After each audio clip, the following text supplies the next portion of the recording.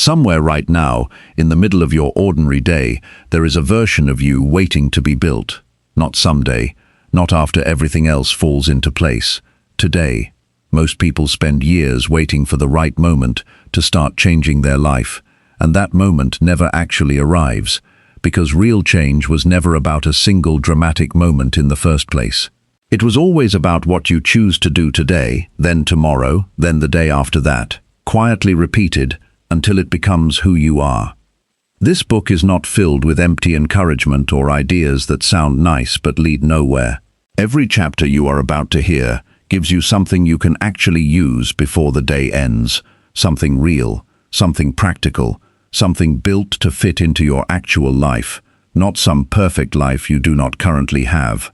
You will learn how to study yourself honestly, how to build mornings that set the tone for everything else, how to master your own mind, how to turn fear into fuel instead of a wall that stops you, and how to build discipline that lasts far beyond a single burst of motivation. If you have ever felt stuck, repeating the same year over and over without real growth, this is exactly for you. If you have ever wondered why other people seem to move forward while you feel like you are standing still, the answer is closer than you think, and it starts with a simple daily habit almost no one takes seriously enough. Stay with me. What you are about to hear could change how every single day of your life unfolds from here forward. Chapter 1. Discover the hidden power of studying yourself daily.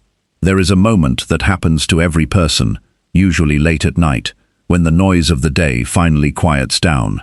The phone stops buzzing, the voices stop talking, and in that silence, a question rises up from somewhere deep inside. Who am I really becoming? Most people push that question away. They reach for the remote, or the phone, or another task to keep themselves busy. They do this because that question is uncomfortable. It asks for honesty, and honesty requires courage. But here is the truth that changes everything once you understand it. The people who become strong, wise, and unshakable are not the ones who avoid that question. They are the ones who sit with it every single day. They study themselves the way a scholar studies a subject they respect. And that daily act of self-study is the hidden power that separates a life of drifting from a life of direction. Think about what it means to study something. When you study a subject, you do not glance at it once and assume you know it forever. You return to it again and again. You examine it from different angles. You notice what you missed the first time. You correct your understanding as new information appears.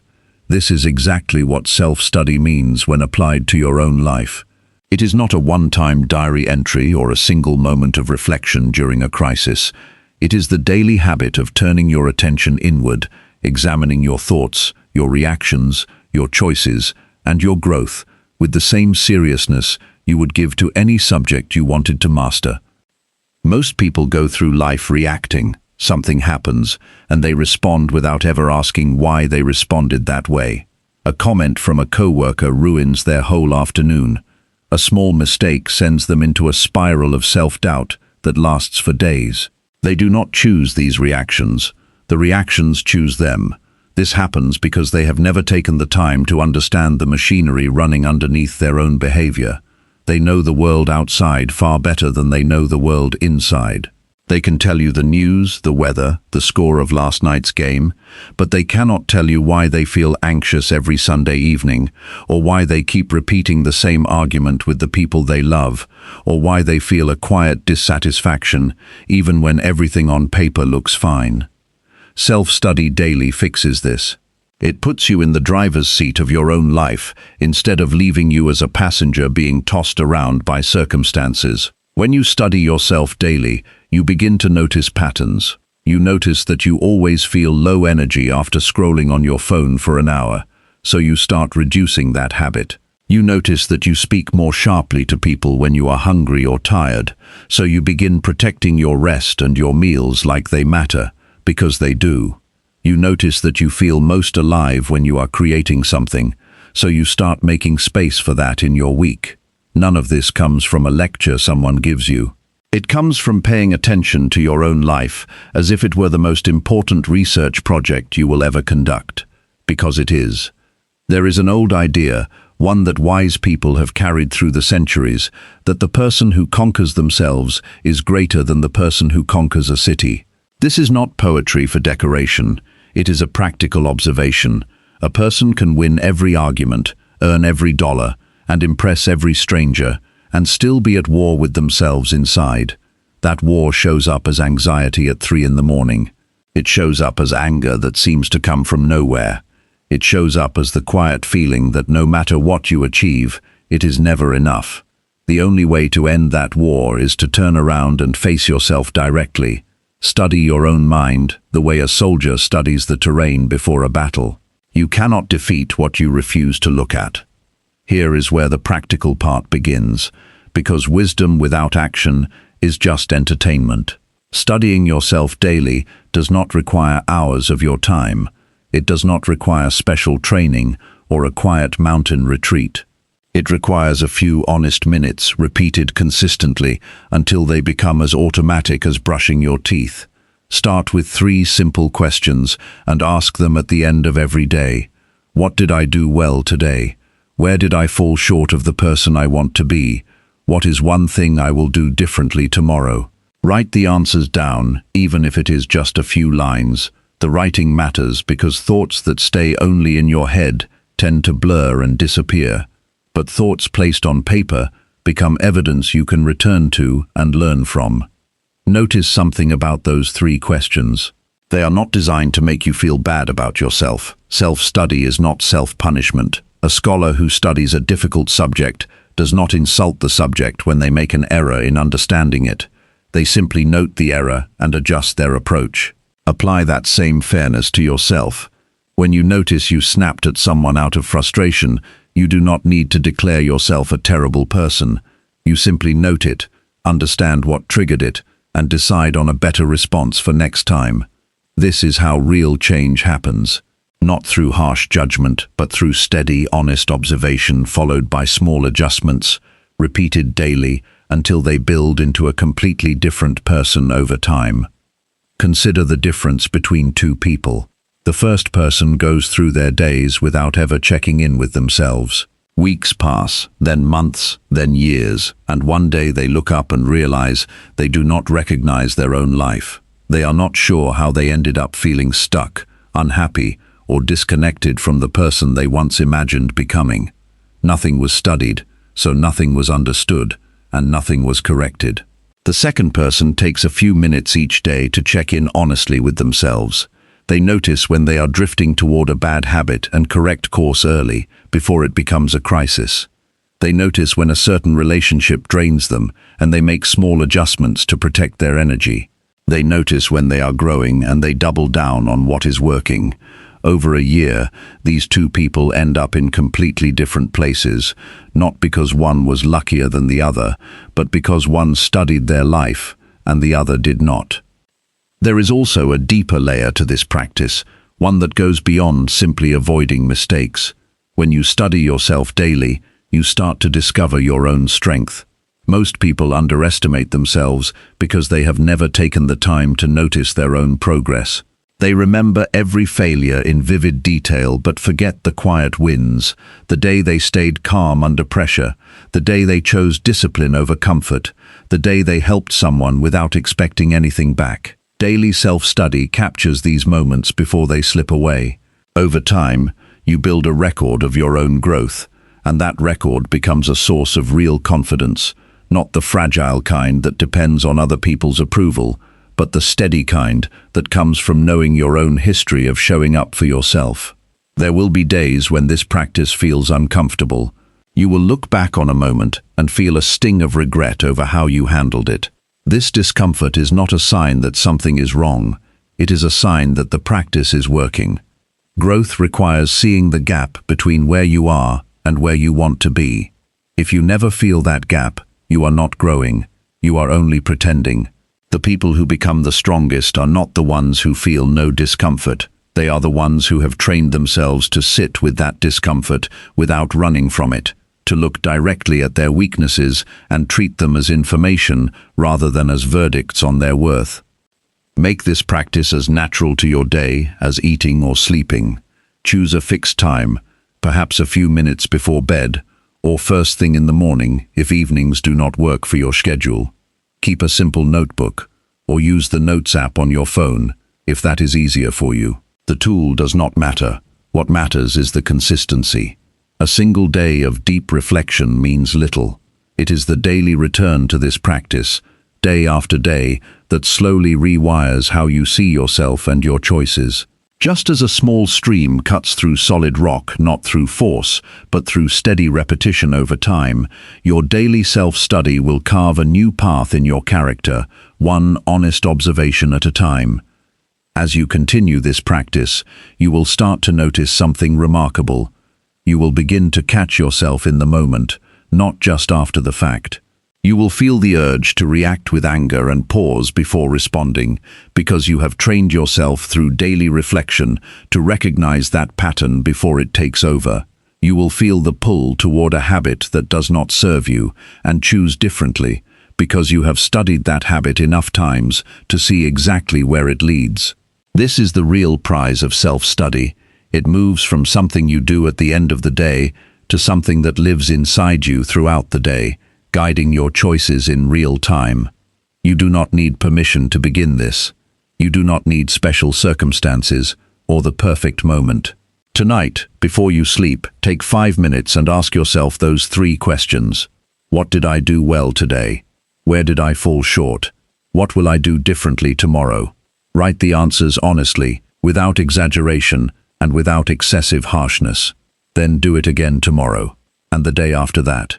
Let it become as automatic as breathing. This single habit, small as it seems, holds the power to change the entire direction of your life, because a life that is studied is a life that can be understood, and a life that is understood is a life that can finally be shaped on purpose instead of left to chance. This is where your transformation begins, not in some distant future, but tonight, in the quiet minutes you choose to give yourself, in the honest look inward that so many people avoid, but that you are now ready to take. Chapter 2. Build a simple morning routine that changes your life. The first hour after you wake up sets the tone for everything that follows, yet most people surrender that hour without a fight. The alarm goes off, and within seconds the phone is in their hand, scrolling through messages, news, and other people's lives before their own eyes have fully adjusted to the light.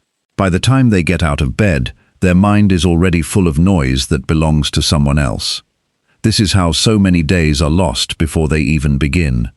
The morning is not just the start of a day, it is a signal to your entire system about what kind of day you intend to have. When you understand this, you stop treating your morning as something that simply happens to you and start treating it as something you build with intention. A simple morning routine is not about waking up at 4 in the morning or performing an elaborate ritual with 10 different steps. That approach fails most people because it demands more discipline than they currently have, and when they miss a step, they feel like they have failed completely, so they quit. A routine that lasts is one built on a small number of actions that are so simple you could do them even on your worst day. The goal is not perfection. The goal is consistency. A short routine done every single day will change your life far more than an elaborate routine done twice a week. Begin with the moment your eyes open. Before reaching for the phone, take one full breath and remind yourself of a simple truth. This day has not been touched by anyone yet. It is still yours to shape. This single pause, only a few seconds long, breaks the automatic pattern of letting outside input flood your mind first. It puts you back in charge before the world gets a chance to speak first.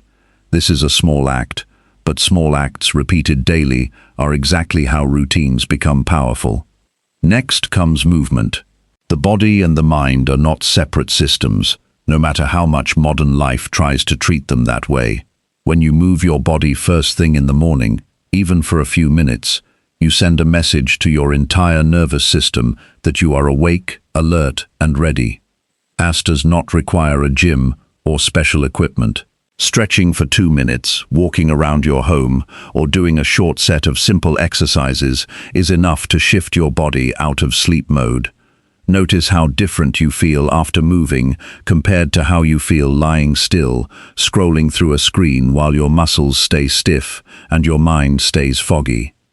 After movement, give yourself a moment of stillness. This can be as simple as sitting quietly for a few minutes, focusing only on your breathing, without trying to force any particular thought or feeling. Many people resist this step because they believe stillness means doing nothing, and doing nothing feels unproductive to a mind trained to chase constant output. But stillness is not empty, it is where clarity lives. When you sit quietly for even 3 minutes before diving into your tasks, you are training your mind to settle before it acts, rather than reacting to everything that comes its way throughout the day. People who skip this step often carry a low hum of anxiety with them from the moment they wake up, because their mind never got the chance to settle before the demands of the day arrived. Next, feed your mind before you feed it with obligations. Read a few lines from something that reminds you who you want to become. This does not need to take long. A few sentences from a book that inspires you, a quote that challenges you, or even words you have written to yourself in the past are enough. The point is to plant a seed of intention before the world plants its own agenda in your head. If the first words you consume each day come from social media, advertisements, or other people's opinions, you are letting outside voices shape your inner world before you have had a chance to shape it yourself. Choose what enters your mind first, because whatever enters first tends to set the direction for everything that follows.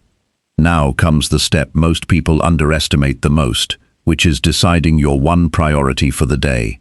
Not a long list of 10 tasks that leaves you overwhelmed before you even start, but a single, clear priority that matters most. Ask yourself a direct question. If I only accomplish one thing today, what should it be so that I feel this day was not wasted? Write that answer down. This single sentence becomes your anchor throughout the day. When distractions pull at you, and they will, you can return to that sentence and ask whether what you are doing right now moves you closer to that priority or further away from it. Notice that none of these steps require special equipment, expensive tools, or hours of free time. The entire routine, breath, movement, stillness, input, and priority can be completed in 15 to 20 minutes. This matters deeply because the biggest reason people fail to build a morning routine is that they design one that does not fit into real life. Life is busy. Mornings are often rushed. A routine that only works when everything is calm and unhurried is a routine that will collapse the first time life gets messy. And life is almost always a little messy. Build something that survives chaos, not something that only works in ideal conditions. There is a quiet kind of power in doing the same grounding actions every single morning, regardless of what the day holds. Some mornings you will wake up excited and full of energy. Other mornings you will wake up heavy, tired, or anxious about something waiting for you later that day. The routine does not change based on your mood, and that is exactly its strength. When you follow the same steps regardless of how you feel, you send yourself a message that your actions are not hostages to your emotions. You do not wait to feel motivated before you take care of yourself. You take care of yourself first, and often the motivation follows the action rather than the other way around. Think about the version of you that exists 30 days from now, then 90 days from now, then a full year from now. That version of you is being built right now in these small morning choices that seem too minor to matter. A single morning of intention will not transform your life, but 30 mornings will begin to shift your energy. 90 mornings will begin to shift your habits. A full year of mornings, protected and repeated with consistency, will produce a person who is calmer, clearer, and far more capable than the one who exists today. The difference between these two futures is not talent, luck, or circumstance. It is simply what you choose to do in the first 20 minutes after you open your eyes, repeated daily until it becomes who you are. Start tomorrow morning, not with pressure to do everything perfectly, but with a commitment to try these 5 simple steps before you touch your phone or check a single message. Breathe with intention, move your body, sit in stillness, feed your mind something worthy. Choose your one priority. Do this again the next morning, and the morning after that. Within a short time, you will notice that your days feel less like something happening to you and more like something you are actively building, one calm and deliberate morning at a time. Chapter 3. Master your mind before you try to master your day. Every plan you have ever made has been ruined by the same culprit, and it is rarely the outside world. It is the mind that panics under pressure, the mind that talks you out of your own goals, the mind that convinces you tomorrow is a better day to start. You can build the most detailed schedule, set the clearest goals, and organize every hour of your day, but if your mind is not under your control, none of it will hold. This is why mastering your mind must come before mastering your day. A day is simply a container. What fills that container is decided by the state of your mind, the moment you wake up and every moment after. Picture two people with the exact same to-do list. One of them wakes up and immediately lets their mind run wild with worry about everything that could go wrong. By the time they sit down to work, they are already exhausted, even though they have done nothing yet. The other person wakes up and takes a moment to settle their mind before looking at that same list. They approach the first task with calm focus instead of scattered anxiety. Same list, same hours, same responsibilities, yet completely different outcomes because one person's mind was in charge of them while the other person was in charge of their mind. This is the entire difference between a day that drains you and a day that builds you. The mind, left unchecked, behaves like a river with no banks. It floods in every direction, jumping from a worry about money to a memory of an old argument to a fear about the future, all within a few seconds. This is not a flaw unique to you. This is simply what an untrained mind does. But a river with banks becomes something powerful. It can turn a wheel, carry a boat, or water a field. The banks do not stop the water. They direct it. Mastering your mind works the same way. You are not trying to stop your thoughts completely, which is impossible and exhausting to attempt. You are building banks that direct your mental energy toward what actually matters, instead of letting it spill out in every direction and drain you before the real work of the day even starts. The first bank you must build is the space between a feeling and a reaction.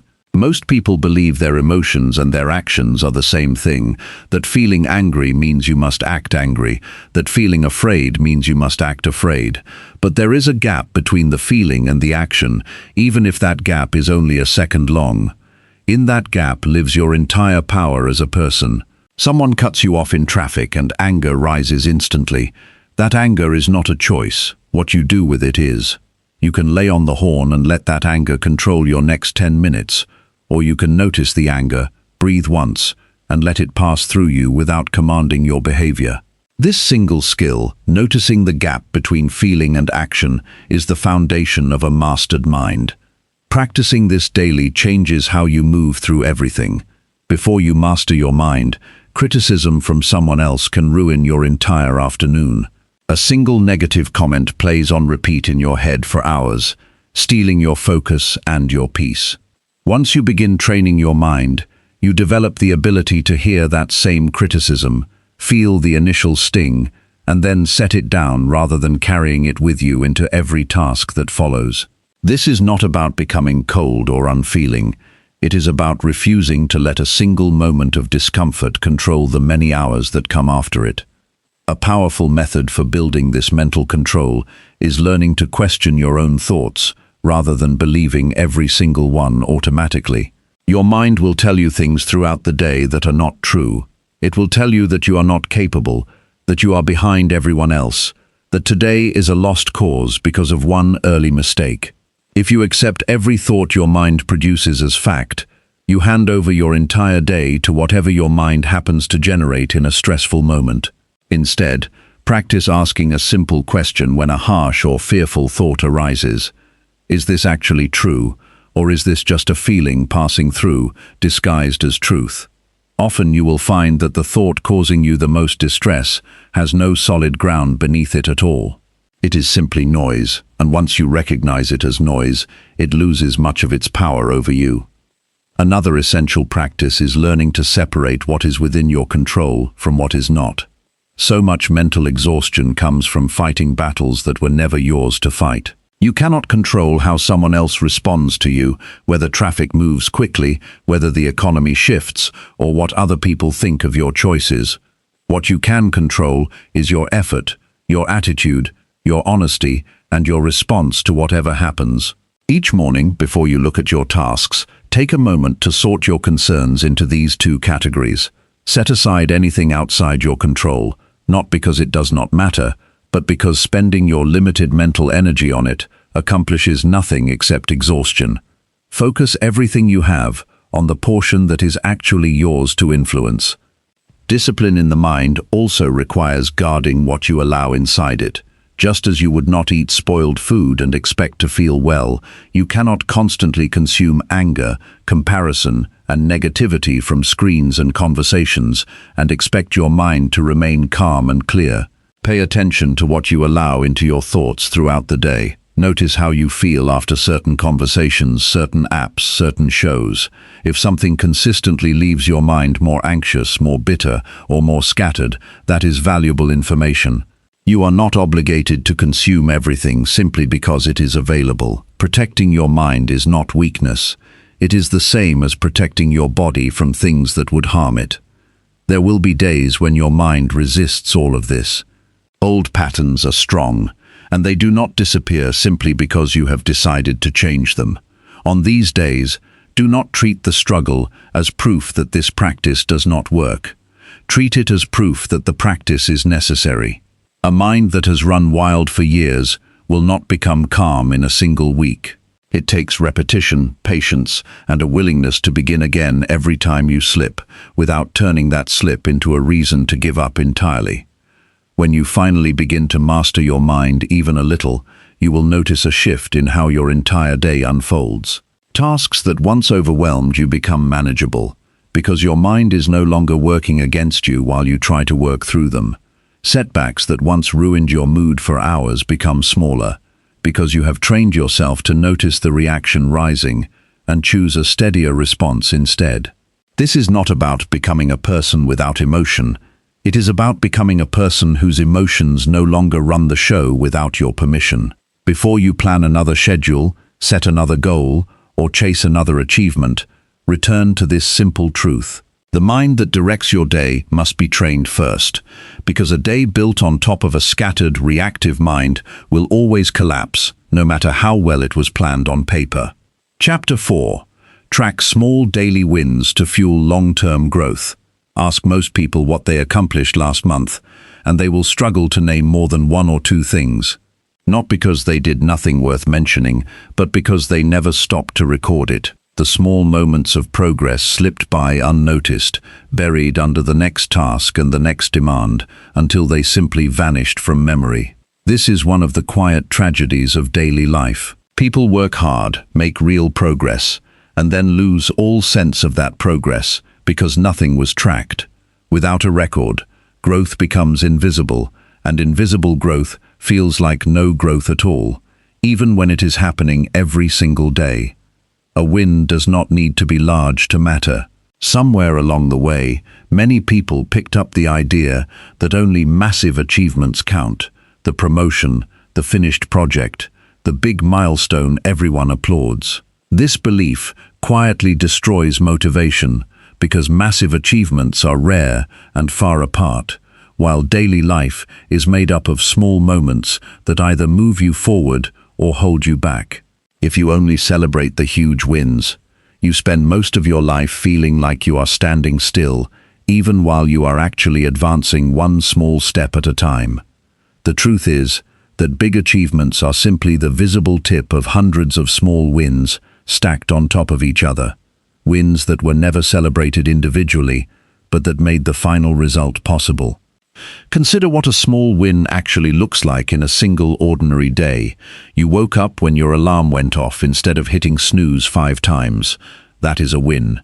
You had a difficult conversation and stayed calm instead of raising your voice. That is a win. You chose water instead of the drink that leaves you feeling sluggish an hour later. That is a win. You read 10 pages of a book that is teaching you something valuable instead of scrolling mindlessly for the same amount of time. That is a win. None of these moments will make headlines. No one will congratulate you for them. But each one is evidence that you are becoming a person of greater discipline and intention. and that evidence deserves to be recorded rather than forgotten. The reason tracking matters so much comes down to how the mind works. Your brain is constantly searching for proof about who you are and what you are capable of. If you give it nothing to work with, it defaults to the loudest, most negative voice available, usually the memory of your last mistake or the fear of your next failure. But when you keep a record of small wins, you are handing your mind a different kind of evidence. Proof that you are someone who follows through, someone who shows up, someone who is quietly building a better version of themselves one day at a time. Over weeks and months, this evidence becomes the foundation of a confidence that does not depend on other people's opinions, because it is built on your own documented history of showing up for yourself. Building this practice does not require complicated systems or expensive tools.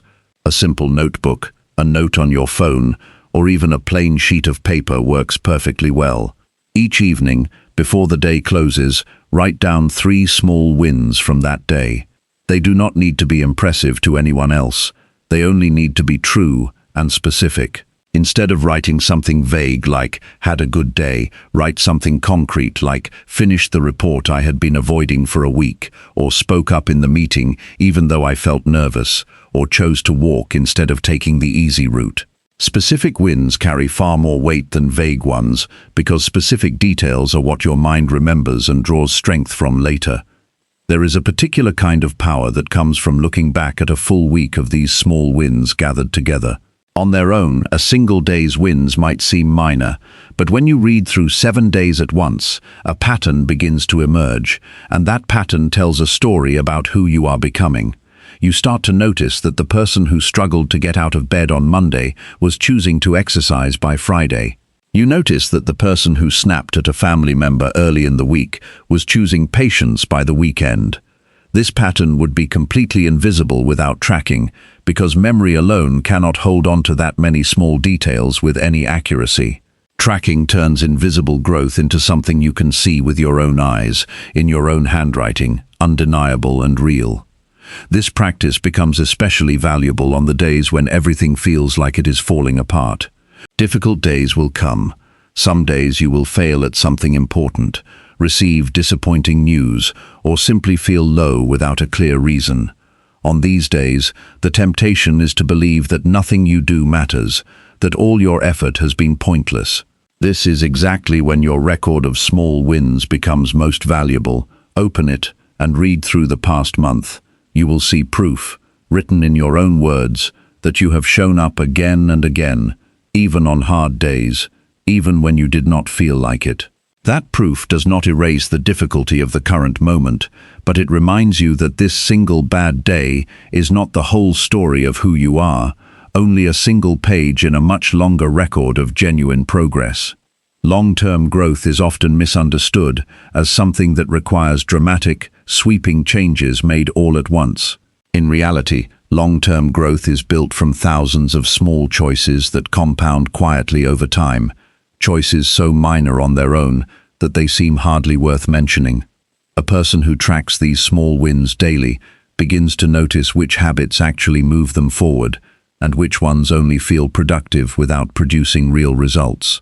This awareness allows you to adjust your daily choices with far greater precision, doubling down on what is working and letting go of what is not, instead of guessing blindly about your own progress. Begin tonight, before you go to sleep. Take out a notebook or open a note on your phone and write down 3 small wins from today, no matter how minor they may seem. Do this again tomorrow and the day after, until it becomes as natural as any other part of your evening routine. In a month, read back through everything you have written. You will find a version of yourself that has been quietly, steadily building something real, one small recorded win at a time, proving through your own written record that growth was happening all along, even on the days it felt invisible. Chapter 5. Replace bad habits with actions that build real strength. Somewhere in your daily life, there is a habit you already know is holding you back. You do not need a lecture to identify it. The moment you read that sentence, something specific probably came to mind. The late nights scrolling instead of sleeping, the sharp words spoken out of frustration, The way you reach for something unhealthy the second stress appears. Most people know exactly what their bad habits are. What they lack is not awareness. What they lack is a working method for replacing that habit with something better, because willpower alone rarely wins this fight for long. Willpower fails as a long-term strategy because it treats a habit like an enemy to be defeated through sheer force, when in reality, a habit is more like a groove worn into a path from years of walking the same route. Telling yourself to simply stop walking that path does not erase the groove. The moment your guard drops, your feet find that familiar groove again, almost without you noticing. This is why so many people quit a bad habit for a few days, feel proud of their willpower, and then find themselves back exactly where they started a week later. The problem was never a lack of effort. The problem was trying to erase a path instead of building a new one beside it. Every bad habit exists because it serves a purpose, even if that purpose is small or short-lived. The person who scrolls late into the night is often using it to escape stress from the day. The person who snaps in anger is often using that anger to feel a sense of control in a moment that feels chaotic. The person who reaches for junk food under pressure is often using that action to soothe a feeling of overwhelm, even if only for a few minutes. Understanding this changes everything about how you approach change. You are not fighting a random flaw in your character. You are addressing a real need that your current habit is meeting in a way that harms you over time. The solution is not to erase the need. The solution is to meet that same need with an action that builds you up instead of tearing you down. Start by naming the need honestly. Sit with your habit for a moment and ask what it actually gives you. Does it give you comfort after a hard day? Does it give you a distraction from a feeling you do not want to face? Does it give you a quick sense of relief from boredom or loneliness? Write this answer down clearly, because vague understanding produces vague results. Once you know precisely what the habit is providing, you can search for a replacement action that provides the same benefit through a healthier path. If your bad habit is scrolling late at night to escape the stress of the day, the replacement is not simply forcing yourself to put the phone away and stare at the ceiling in frustration. That approach removes the escape without offering anything in its place, and frustration rarely lasts through a difficult week. Instead, replace the habit with something that also offers release from stress, but builds you rather than draining you. This might be writing down everything on your mind for 5 minutes before bed, stretching slowly while breathing deeply, or reading something that shifts your focus away from the pressures of the day. The key is that the new action must meet the same emotional need the old habit was meeting, or your mind will keep pulling you back toward the familiar groove out of pure instinct. Timing plays a critical role in this process. Bad habits are almost always attached to a specific trigger, a certain time of day, a certain feeling, a certain environment. The person who snacks poorly at night is often responding to the quiet moment after dinner, when the house goes still and boredom creeps in. The person who reaches for their phone first thing in the morning is often responding to the discomfort of facing the day before fully waking up. Identify your own trigger with precision. What time does the urge usually strike? What are you usually feeling right before you give in? Once you know the exact trigger, you can prepare your replacement action in advance, ready to step in at that exact moment, instead of scrambling to think of something in the heat of temptation, when your resolve is weakest.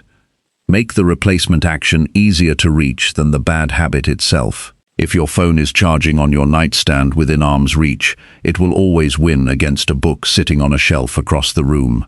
Small changes in your environment carry enormous weight in this process. Charge your phone outside your bedroom if late-night scrolling is your struggle. Keep healthy food visible and accessible if poor eating under stress is your pattern. Place a journal directly on your pillow if you are trying to build a habit of reflection before sleep, so that you must move it before you can lie down, and moving it becomes your reminder. You are not relying on memory or motivation in these moments. You are designing your surroundings so the better choice becomes the easier choice. Expect resistance in the early days, and do not mistake that resistance for failure. The groove worn by years of repetition does not disappear after a few days of a new choice. Your mind will pull toward the old pattern, especially during moments of stress or fatigue when your guard is lowest. When this happens, do not treat a single slip as proof that change is impossible. A person building real strength does not quit the entire project because of one difficult moment. They simply return to the new path the very next opportunity without dwelling on the slip longer than it deserves. Over time, with enough repetition, the new action becomes its own groove, one that your mind reaches for automatically, the same way it once reached for the old habit without thought. Real strength is built exactly this way, through the quiet, repeated choice to meet your needs through actions that serve your future self, instead of actions that only soothe your present moment. Each time you choose the harder but healthier path, you are not just avoiding a bad habit. You are proving to yourself that you are capable of choosing difficulty over comfort when it matters, and that proof becomes a kind of strength that carries into every other area of your life. The habit you replace today becomes evidence tomorrow that you are someone who follows through, someone who builds rather than settles, someone actively constructing a stronger version of themselves, one small, deliberate choice at a time. Chapter 6. Face your fears and turn them into daily fuel. There is a version of your life waiting on the other side of every fear you have been avoiding, and that version is usually far better than the one you are currently protecting through avoidance. Fear feels like a wall, solid and permanent, something meant to stop you. But fear is not a wall. Fear is a door, and the only reason it looks like a wall is because you have never walked close enough to see the handle. Almost everything worth having in life sits directly behind a fear that most people never bother to walk toward. Consider the shape fear usually takes in ordinary life. It rarely looks dramatic. It looks like avoiding a difficult conversation you know you need to have. It looks like staying quiet in a meeting when you have something valuable to say. It looks like not applying for the opportunity because you have already decided in your own head that you will be rejected before anyone else has said a word. Fear speaks first and speaks loudest, and most people simply believe whatever it tells them without questioning its authority. The moment you begin questioning that authority, fear starts losing its grip. The mistake most people make is waiting for fear to disappear before they act. They believe that brave people feel no fear, that somewhere out there exists a version of themselves who will finally feel calm and ready, and only then will they take the leap. This waiting game never ends, because fear does not disappear through waiting. It disappears through walking directly into the thing that causes it. Every person who has ever done something remarkable felt fear standing at the edge of that action. The difference between them and everyone else who stayed home is not the absence of fear. It is the decision to act anyway, with the fear still present, still loud, still uncomfortable. Understanding what fear actually is changes how you relate to it. Fear, at its root, is simply your body preparing you for something uncertain. The rapid heartbeat, the tight chest, the racing thoughts, none of this means danger is definitely present.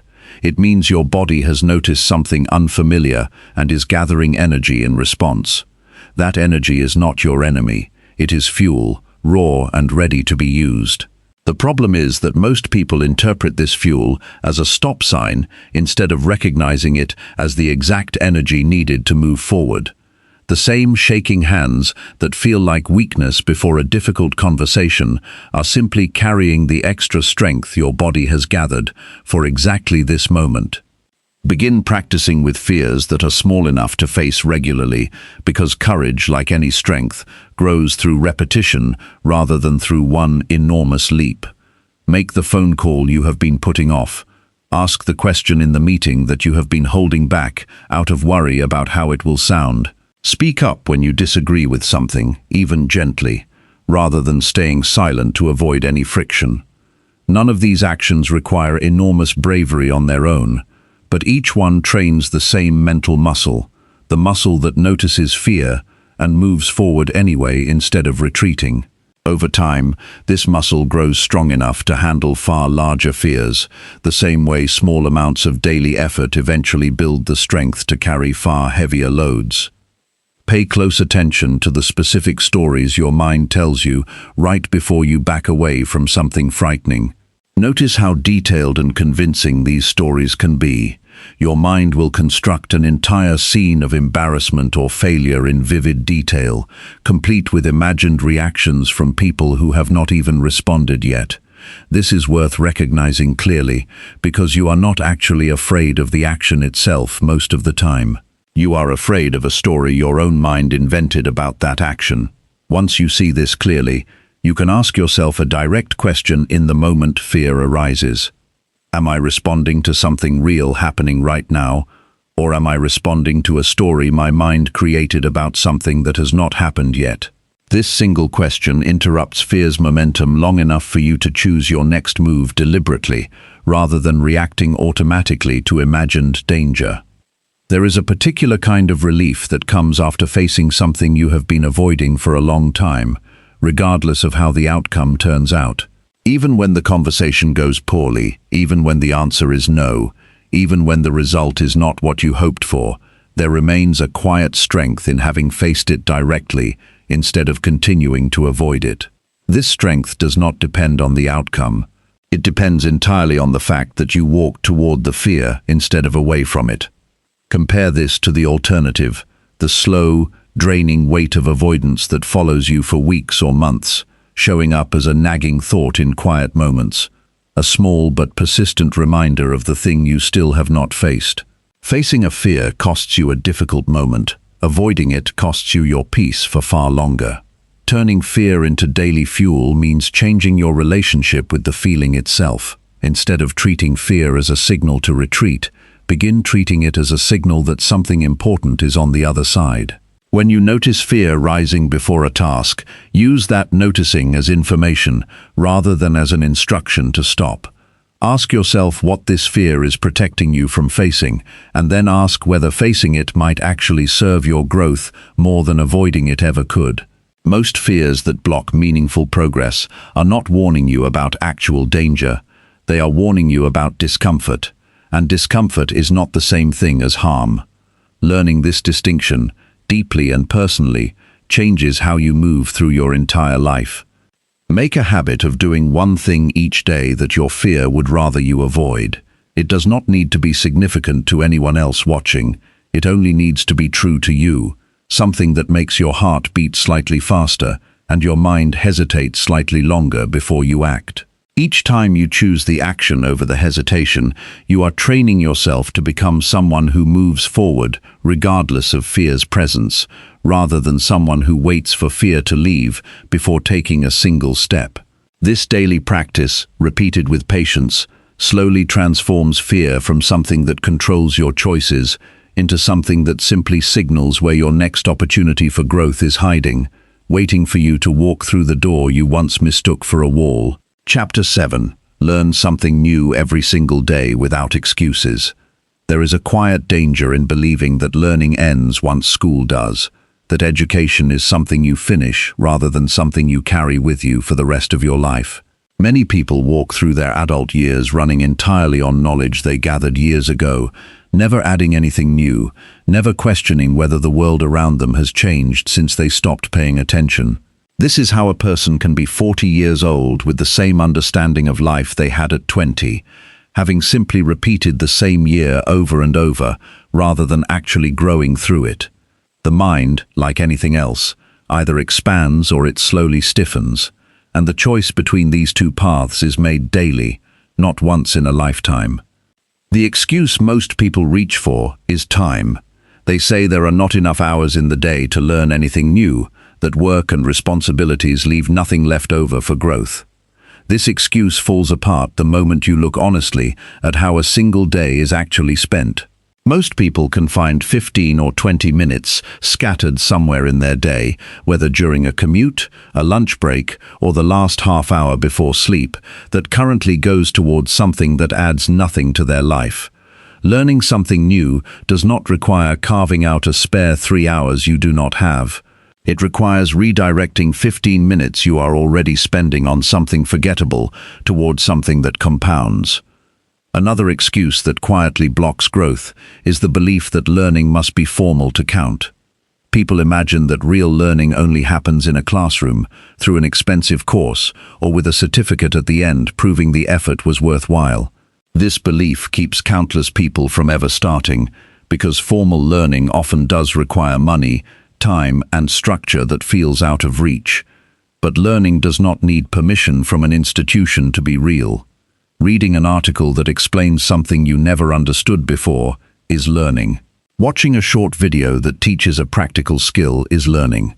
Asking someone with more experience than you a genuine question and listening carefully to their answer is learning. The daily habit of learning something new is built from these ordinary moments, not from grand educational milestones. Consider what a single day of intentional learning actually looks like when stripped down to its simplest form. You do not need to master an entire subject in one sitting. You only need to walk away from that day knowing one true thing you did not know when you woke up. This could be a historical fact that reshapes how you see a current event. It could be a technical skill related to your work that saves you time next week. It could be a better way of communicating that you picked up from watching someone handle a difficult conversation with unusual grace. The size of what you learn matters far less than the consistency of learning something at all, because small pieces of knowledge accumulate into genuine expertise over months and years, the same way individual bricks accumulate into a solid wall. There is a particular kind of energy that comes from treating your own curiosity as something worth protecting rather than something to outgrow.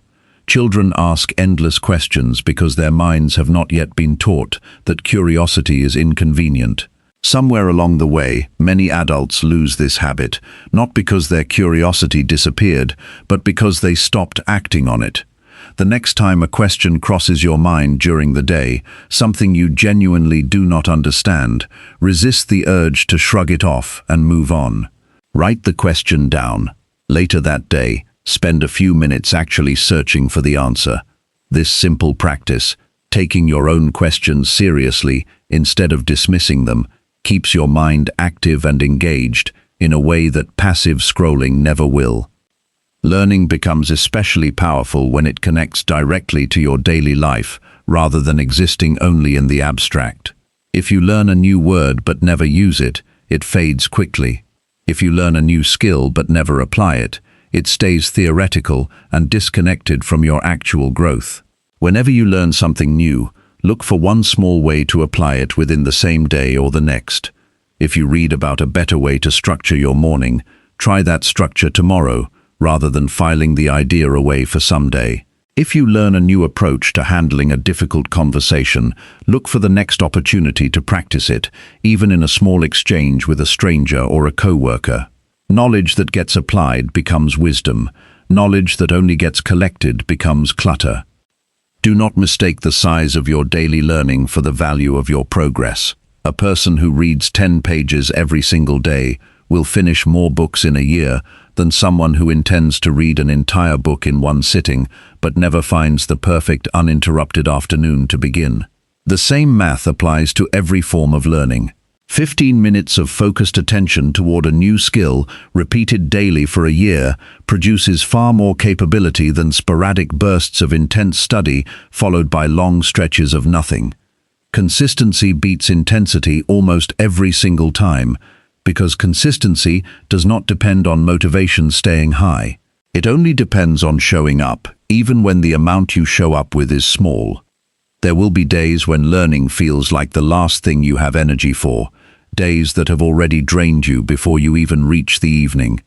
On these days, lower the bar rather than skipping entirely. Read a single paragraph instead of a full article. Watch 5 minutes of an explanation instead of 30. The goal on a difficult day is not to match your best effort. The goal is simply to keep the habit alive, because a habit that survives your hardest days is a habit strong enough to survive anything. A habit broken completely, even once, becomes far easier to break again the next time life gets difficult, so protect the habit itself even when you cannot protect the size of your effort. Begin today by choosing one small thing you genuinely do not understand and spending a few minutes closing that gap. Tomorrow, choose another. Let this become as automatic as any other part of your day, something you do without needing to negotiate with yourself first. A year from now, the person who learns something small every single day will be operating with an entirely different level of understanding than the person who waited for the perfect moment to start. The gap between these two people will not be talent or opportunity. It will simply be the daily decision to stay curious, to stay open, and to treat every single day as one more chance to know something true that you did not know the day before. Chapter 8. Push through failure and treat it as your teacher. There is a moment right after something falls apart, right after the plan fails or the answer comes back no, when you get to decide what that failure actually means. This decision happens faster than most people realize, often within seconds, and it shapes everything that follows. One person decides the failure means they are simply not capable, that the door has closed for good, that trying again would be pointless. Another person, facing the exact same failure, decides it means something entirely different, that a lesson just arrived, one that will make the next attempt sharper than this one was. The event is identical in both cases, the meaning attached to it is not, and that meaning is entirely within your control, even when nothing else about the situation is. Most people have been taught to fear failure their entire lives, often without anyone directly saying so. It happens quietly, through the way mistakes were treated growing up, through the way society tends to celebrate only finished success stories, while hiding all the failed attempts that came before them. This creates a distorted picture, where success looks like it arrived in a straight line, when in reality, every meaningful achievement is built on a foundation of failures that never made it into the highlight reel. When you only see the polished result, failure looks like an interruption in the story. When you understand how success actually works, you realize failure is not an interruption, it is the story. Consider what actually happens inside failure if you look closely instead of turning away from it. A failure exposes exactly where your current approach falls short. This information is not an insult, it is a map. Without that failed attempt, you would still be operating under a false idea about what works, continuing down a path that was never going to lead anywhere useful. The failure interrupts that false idea and replaces it with something closer to the truth. This is uncomfortable because most people prefer comforting illusions over uncomfortable truths, but only the truth actually moves you forward. An illusion, no matter how comfortable, leads nowhere. The instinct after failure is often to protect your identity by explaining the failure away, blaming circumstances, other people, or bad luck, rather than looking honestly at what you could have done differently. This instinct feels protective in the moment because it shields your self-image from the sting of responsibility. But this protection comes at a devastating cost. If the failure was entirely someone else's fault, then there is nothing for you to learn, and you will walk into the next similar situation with the same blind spots fully intact.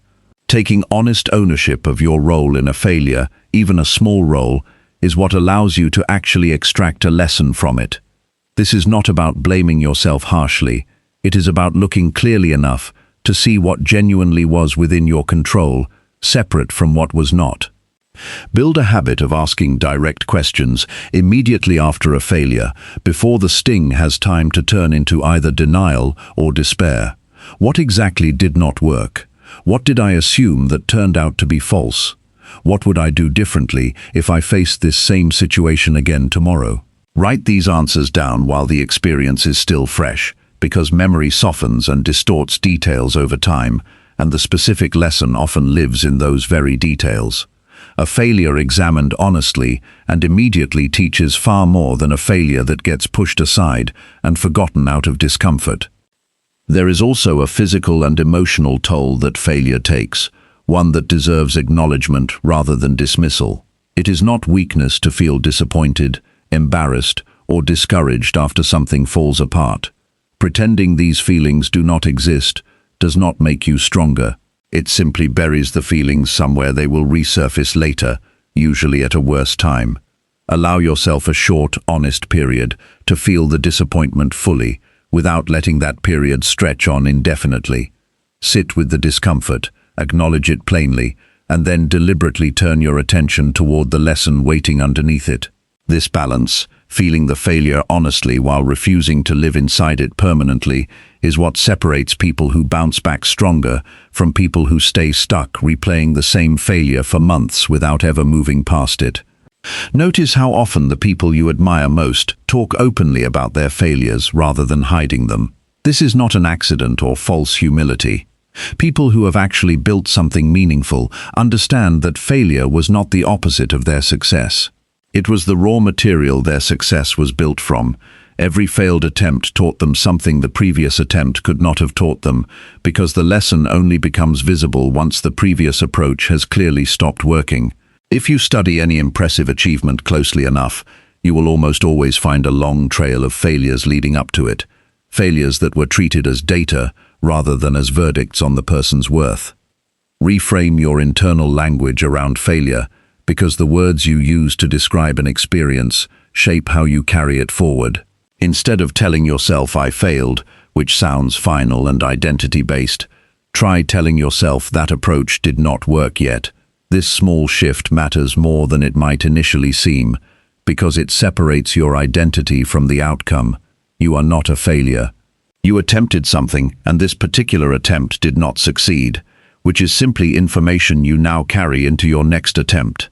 This distinction keeps failure in its proper place, as an event that happened, rather than allowing it to become a permanent label you attach to yourself. Push through failure by treating your next attempt as an improved version rather than a repeat of the same mistake. If you tried something and it did not work, trying the exact same thing again while expecting a different result ignores the very lesson the failure was trying to teach you. Use what you learned to adjust your approach, even slightly, before you try again. This adjustment does not need to be dramatic.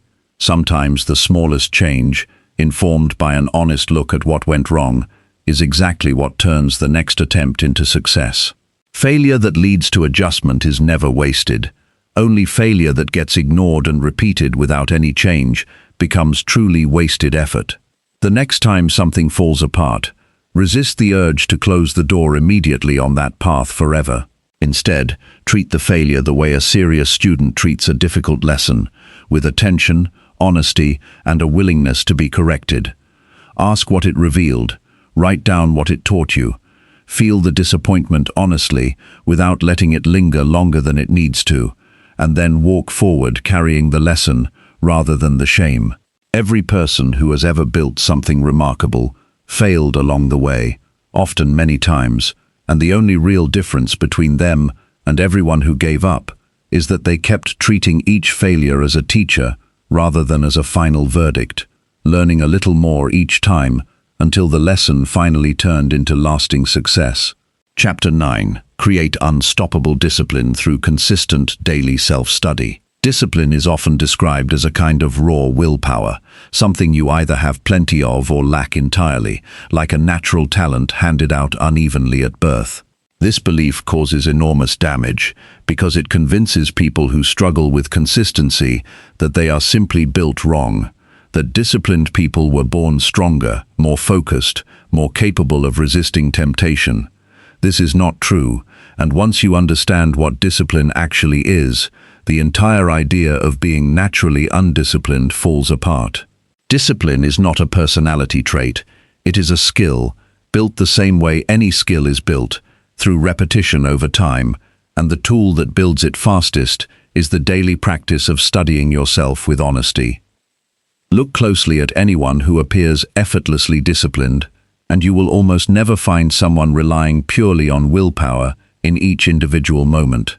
Willpower is a limited resource that runs out over the course of a day, which is why the same person who resists temptation easily in the morning often gives in more easily by evening, once their reserves have been spent elsewhere. What truly disciplined people rely on instead is structure built from self-knowledge, an understanding of their own patterns, so thorough that they no longer need to fight the same battle from scratch every single day. This structure comes directly from consistent daily self-study, the practice of paying close attention to your own behavior, your own triggers, and your own tendencies, until you understand yourself well enough to build systems around your weaknesses, instead of constantly battling them head-on. Consider the difference between someone who has never studied their own patterns and someone who has spent months paying close attention to themselves. The first person wakes up and hopes today will be the day they finally stick to their intentions, relying entirely on how motivated they happen to feel in that particular moment. The second person already knows, from careful daily observation, exactly which hour of the day their energy tends to dip, exactly which situations tend to trigger their worst habits, and exactly what conditions allow their best work to happen. This second person is not more naturally disciplined, they are simply better informed about themselves, and that information allows them to build their days around their actual patterns, rather than around wishful thinking about how they hope their day will unfold. Daily self-study builds discipline through a mechanism that is easy to overlook, which is the simple act of keeping a promise to yourself. Every time you tell yourself you will reflect honestly at the end of the day, and then you actually follow through on that small promise, you are training a deeper kind of trust in yourself. This trust compounds. A person who has proven to themselves, through months of small daily follow-through, that they keep their word to themselves, finds it far easier to keep larger commitments later, because the pattern of following through has already been established through repetition. Discipline in big areas of life is almost always built on top of a foundation of discipline in small, unglamorous daily habits that no one else is watching. The daily practice of reviewing your own choices also removes the element of surprise from your own behavior, and removing surprise is one of the most powerful ways to build consistency. Without self-study, people often feel ambushed by their own habits, as if the late-night snack or the wasted afternoon happened to them rather than through them. But once you have studied your patterns closely over weeks and months, you begin to see these moments coming before they arrive. You recognize the exact feeling that precedes your usual slip, the particular kind of tiredness, the particular kind of stress, the particular kind of boredom. Recognizing the warning signs early gives you the chance to intervene before the pattern fully takes hold, rather than realizing what happened only after it is already finished. Unstoppable discipline is not built through occasional bursts of intense motivation. It is built through showing up on the ordinary days, the days that feel unremarkable, the days when no one would notice if you skipped your reflection or let your standards slip slightly. These forgettable days make up the overwhelming majority of any year, which means true discipline is decided far more by what happens on quiet Tuesday afternoons than by what happens during dramatic, high-stakes moments. The daily habit of self-study trains you to show up specifically on these unremarkable days, because the habit itself does not depend on the day feeling special or important. It only depends on the day existing at all. There is also a quiet correction that happens naturally when you study yourself daily, one that prevents small slips from turning into larger collapses. Without regular self-review, a single missed day of good habits can easily turn into a missed week, then a missed month, because there was no moment of honest reflection to catch the slip early and address it directly. With daily self-study built into your routine, you notice the slip almost immediately. You see it clearly in your own reflection that evening, and that clarity creates gentle but firm pressure to correct course the very next day, rather than allowing weeks to pass unnoticed while old patterns quietly take over again.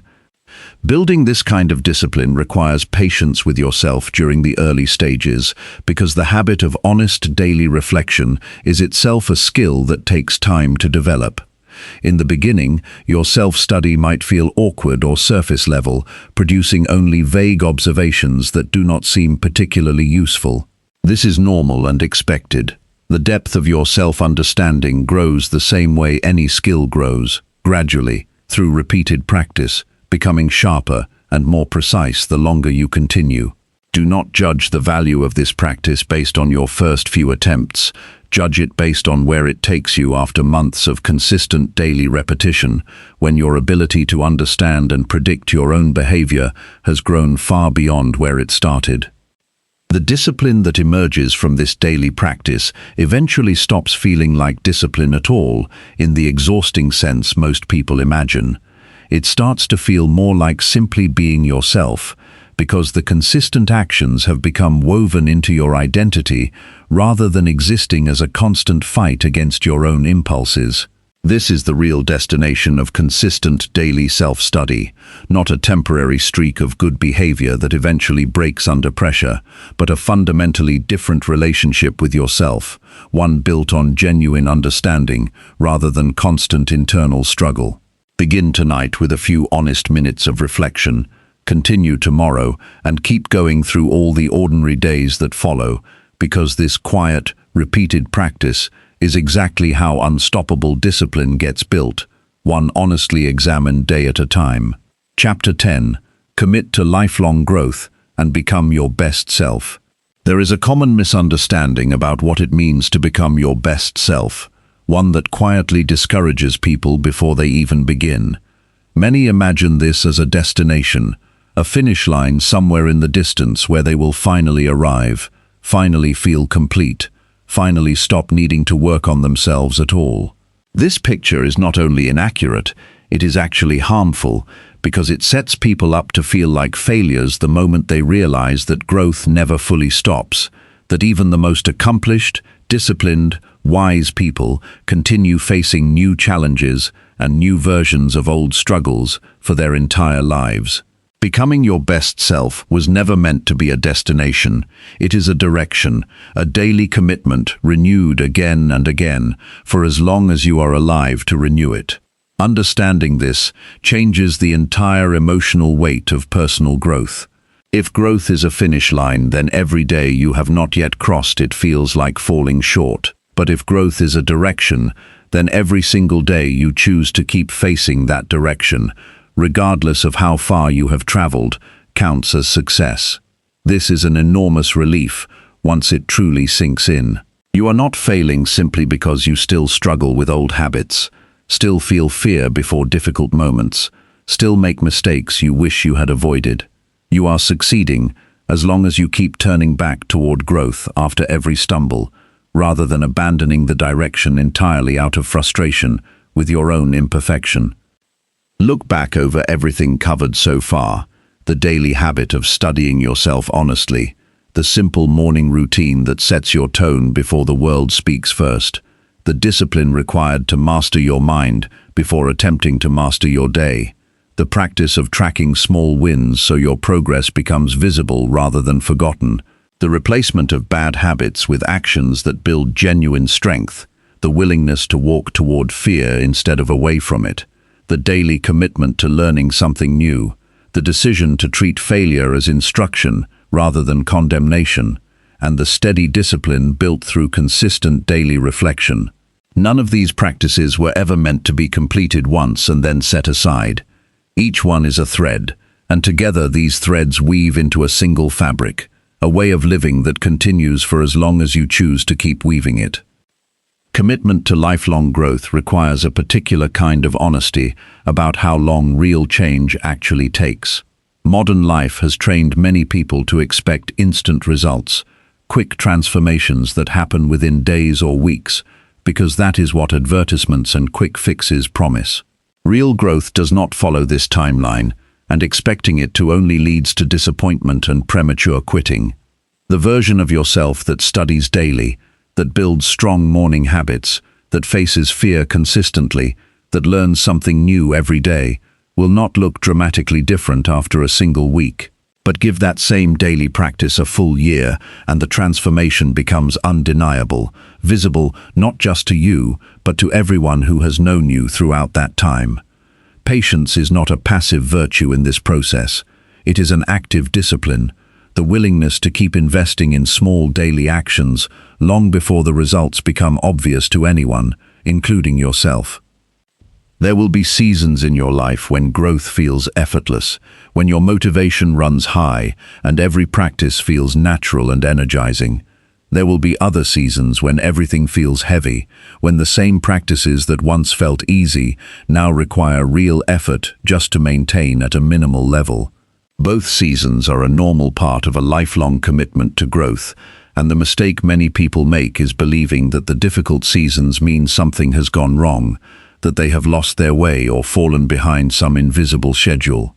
In reality, the difficult seasons are often where the deepest growth happens, precisely because continuing to show up when everything feels hard builds a kind of resilience that easy seasons never could. Do not judge your commitment to growth by how easy it currently feels. Judge it by whether you keep showing up regardless of how it feels.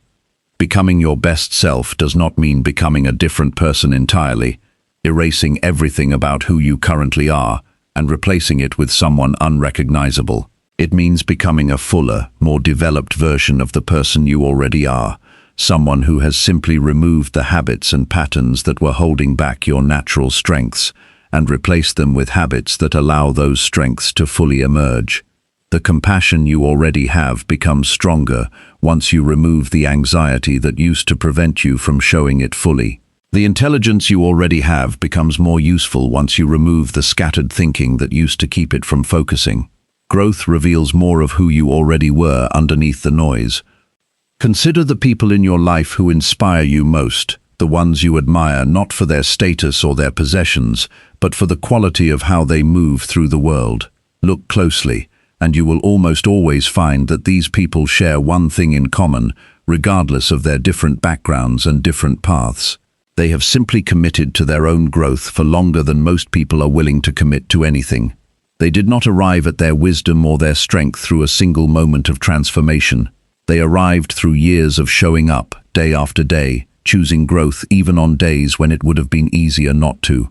This is available to you in exactly the same way, not through possessing some special quality they have and you lack, but through making the same daily choice they made, repeated for long enough that it eventually produces the same kind of transformation in you. The commitment to lifelong growth asks nothing dramatic of you today. It does not require you to overhaul your entire life in the next 24 hours or become a completely different person by next week. It only asks that you continue the practices this book has walked through, one ordinary day at a time, refusing to quit simply because progress feels slow or invisible in any single moment. Study yourself honestly tonight. Build your morning with intention tomorrow. Notice your mind before your day demands your attention. Track the small wins that prove you are moving forward. Replace what weakens you with what strengthens you. Walk toward what frightens you instead of away from it. Learn something small and true today that you did not know yesterday. Treat every failure as a lesson rather than a verdict.